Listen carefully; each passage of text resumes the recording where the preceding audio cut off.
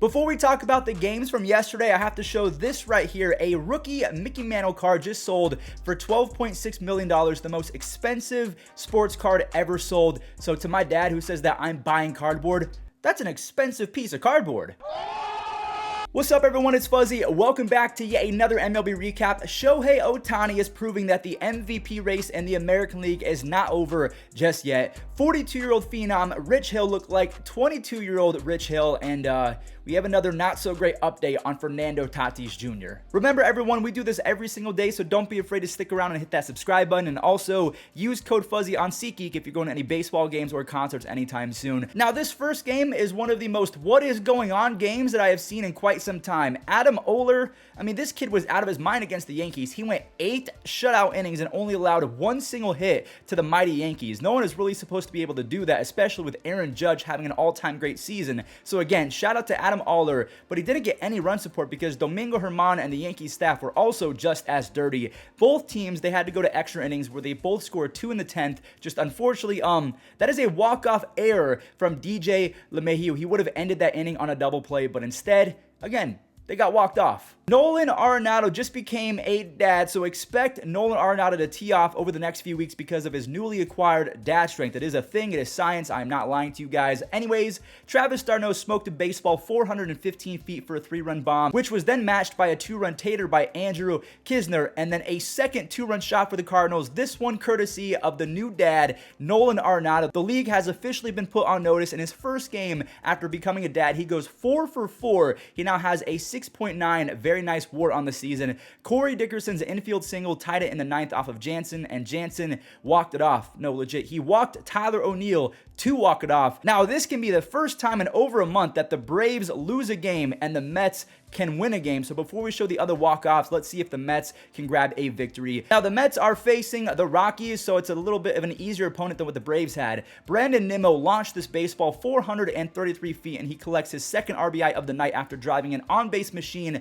Mark Canha. David Peterson carved up the old Rockies. The big lefty tossed 6 shutout innings with 7 strikeouts, and honestly, he can be really good all the time if he doesn't walk people. I think he's walking 4 hitters per 9 innings, which is not good. He didn't walk anyone yesterday. Starling Marte finished off an easy day of work for the Mets as Ottavino converted his second save. So the Mets for once finally gained a game over the Mets. So they are now 3 games ahead of the Atlanta Braves in that division. Sonny Gray and Alex Cobb, they entrenched themselves in a sick pitching duel. They can both spin some nasty stuff from the right side, so this was kind of fun to watch. Gray only allowed 1 hit and 1 earned run over 5, while Alex Corn on the Cobb was disgusting over 5 shutout innings. So all the Giants pen had to do was, they didn't do that. Carlos Correa rose to the occasion, and then Jake Cave tied it on an RBI single in the bottom of the 9th. Johan Duran threw a perfect 10th inning. He is stupid, by the way, with a 101 sinker and a 95-mile-per-hour splitter, and the Twins literally walk it off just like the Braves. So 2 walk-off walks in 1 single day. I don't remember the last time that's happened. Jose Ramirez pimped this one to space, and Zach Plesac did his best to keep the Mariners at bay.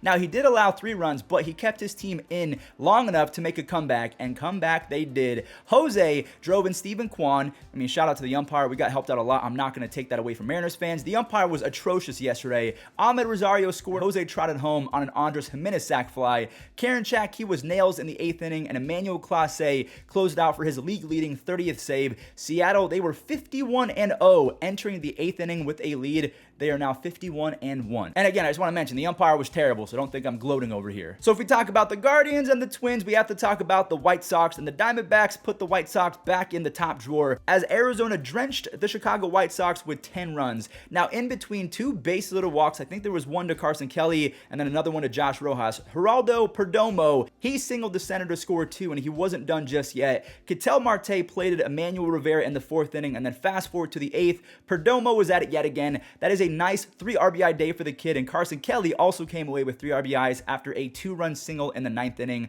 I just have a lot of fun watching that Diamondbacks offense. Okay, so we all kind of know that Judge is the MVP if the season ended today, but is he though? This Ohtani guy is pretty special as well. Ohtani and Manoah matched up in one of the most exciting duels of the year, and they did not disappoint. Shohei, out of thin air, just added a 97 sinker to his arsenal. When I say 97 miles per per hour. He was basically flawless in this one. Now, Alek Manoah did allow an RBI to Rengifo in the 6th, but that was it. But that was all that Shohei needed. He went 7 shutout innings against a mighty Blue Jays lineup. He had 9 strikeouts. He now has the most 9 strikeout games in baseball. Squid homered again. Andrew Velasquez, that's who we're talking about. Herget, he pitched a clean 8th and 9th inning for his 3rd save. So let me just say this out loud. Player A has a 2.67 ERA and 176 strikeouts and 128 innings as a pitcher, while also hitting 27 home runs and has an almost 140 WRC plus as a hitter. How are you supposed to beat that? I love Aaron Judge. I picked him before the season, but if Shohei Ohtani has a few more gems in his back pocket and he gets to 30, 35 home runs, I don't know how you're supposed to beat that, even with Aaron Judge hitting 55 to 60 home runs. This is going to be an all-time race to the finish line for the AL MVP, and it's just a lot of fun to watch. Yeah, the Red Sox, they scored 4 on some JD Martinez singles, and then you had one from Bobby Dahlback, so they each had 2 RBIs on their singles. Well, actually, it's 5-0 now after Hernandez went yard. But the story of this game is 42-year-old Rich Hill, who out of nowhere turned back the clock to become Dodgers Rich Hill. At 42 years old, he punched out 11 Rays and did not allow a single run over 7 innings, so that is very impressive for the old man. Okay, I gotta check out Anthony Santander's stats after this 3-run moonshot, because I feel like we talk about him a lot. 23 home runs, 70 RBIs, and a 125 OPS plus. Anthony Santander is one of the more underrated hitters in baseball. I can't say players because his defense is pretty bad, but hitter for sure. Austin Hayes now has 15 home runs. He also has, I think, 28 doubles. He is one of the more impressive left fielders in baseball. Now, I want to spend some time on the Baltimore pitching staff because, my goodness, they have been clutch over the last few weeks. Dean Kramer is looking like an ace lately after getting torched in 2021. He almost went 8 innings against the Astros. He has a 3.24 ERA. The Baltimore staff in general has the 10th best ERA since the All-Star break, and I can't forget about the Mountain. Felix Bautista, he strikes out 3. He has 10 saves, so it looks like they've gotten better after trading away Jorge Lopez. They've won 3 in a row. The Phillies gave us a very easy game to recap as JT Realmuto cleared the bases on a 3-run double in the 1st.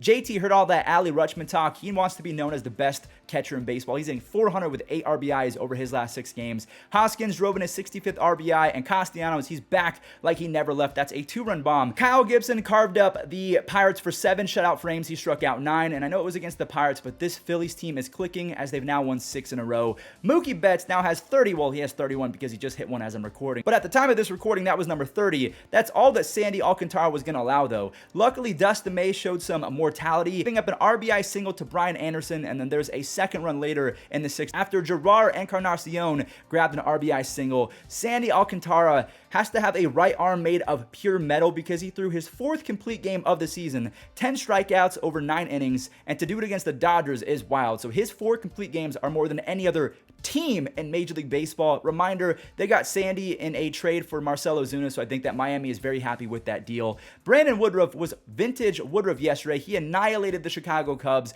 10 strikeouts, only 1 walk over 6 shutout frames. Drew Smyly, he's been smiling a lot as of late. Another 6 shutout, so he was really good. He has a 2.03 ERA over his last 40 innings, so it's nice to see him carving again. Now, once Drew left the game, it was feasting time for the Brewers offense. Christian Yelich, yes sir, that put a smile on my face. He has been hitting the ball hard all year long, but the power has dipped a lot. Now, he does have a very solid 361 on base percentage due to his elite eye at the dish. Wong belted one, and Willy Adames brought home Yelich with another multi-RBI home run. Adames has 26 home runs and 75 RBIs. That is insane production for a shortstop. Ladies and gentlemen, I present to you Will Myers. He is getting hot right in front of our eyes. That ball was crushed, by the way, 430 feet. Manny does his job and singles in Azucar, and Drury does much of the same. He drove in Juan Soto, and it's good to see Juan Soto back out there after having a back issue.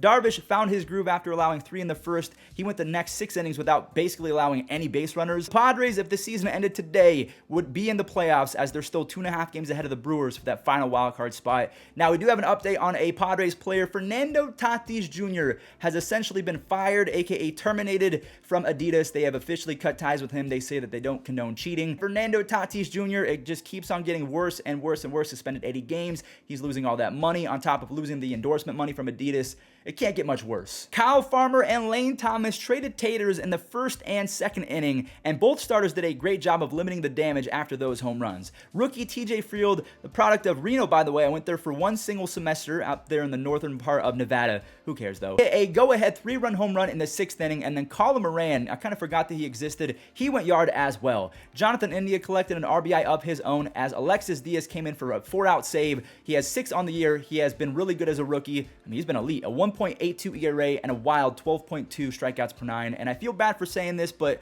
Dallas Keuchel, he needs to hang the cleats up or find a way to the Dodgers or the Rays, a team that can fix whatever he has going on. If not, he will continue to be batting practice for opposing teams, even historically bad offenses like the Tigers. We saw Baez and Castro make it 2-0, and there's Candy going off. That is a 3-run no-doubter to make it a 7 spot against the Tigers. Personal BP pitcher, Mr. Keuchel, who has a negative 2.4 WAR. He's given up 55 runs in 56 innings. Eric Haas belted a 430-foot bomb in the 9th, and he's been very impressive over the last 2 seasons. 31 home runs, 96 RBIs over his last 183 games playing catcher, outfield. He's really valuable in my opinion. Well, everyone, that does it for today's recap. Thank you all so much for watching. If I can find a fun thing from this day in MLB history, I'll roll that right now. If not, enjoy the web gems, and thanks for watching. Deals.